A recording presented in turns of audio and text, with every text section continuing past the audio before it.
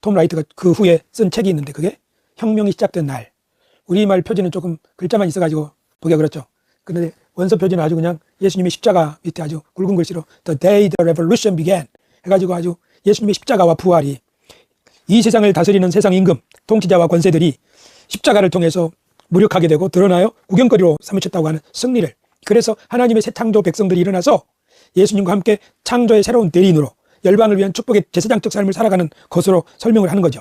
그래서 저는 톰 라이트를 읽으면서 예수님의 십자가 이야기가 단지 우리 죄를 위한 대속의 죽음, 우리 죄사함 받고 우리가 천국 갈 수 있게 됐음, 이 구도가 아니라 예수님의 십자가는 저 구약 성경에 하나님이 일하심 그리고 약속하심, 그 약속대로 톰 라이트가 설명하는 말 중에 고린도전서 15장 부활장에 이는 성경대로 예수님께서 그리스도께서 우리 죄를 위해 죽으시고 성경대로 사흘 만에 부활하사, 그래서 예수 그리스도의 죽으심과 예수 그리스도의 부활은 성경대로 된 것이다 할 때 우리들은 그동안 구약 성경 몇 장 몇 절에 예수님의 고난 이야기가 있고 몇 장 몇 절에 예수님의 부활 이야기가 있다 하고 이렇게 인용을 해가지고 증거 구절로 택해서 설명을 하곤 했잖아요. 그런데 톰 라이트는 그렇게 설명할 것이 아니다. 성경대로라고 하는 말은 성경에 하나님이 어떻게 아담을 부르시고 세우시고 아브라함과 이스라엘을 부르시고 세우시고 해서 하나님의 피조 세계를 이끌어 가시고 새로운 세상을 열어 가시려고 했느냐.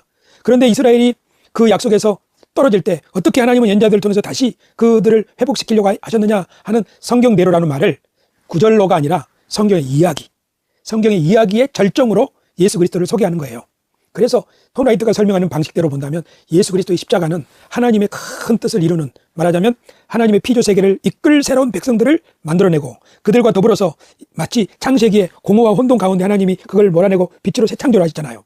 마치 이스라엘 백성들을 하나님이 창조하실 때의 이야기가 내가 창조한 자 그들을 오게 하라 할 때 출애굽의 이야기를 어떻게 하나요? 하나님이 파라오를 멸하시고 그 제사장 백성들을 이렇게 세우시잖아요. 하는 것처럼 예수 그리스도의 십자가는 통치자들과 권세들을 몰아내시고 새로운 하나님의 언약 백성을 세우셔서 그들을 통해서 하나님의 뜻을 이루어 가신다는 이야기예요. 그러니까 이제 복음은, 톰 라이트에 의해서 들려지는 복음은 저 천국을 바라보고 살 이야기가 아니라 우리들에게 예수께서 혁명을 시작하시고 부활로 완성하시고 승리를 약속하셨으니 성취하셨으니 우리들도 일어나 그 주님의 새 창조의 사역에 동참하자. 어떤 식으로?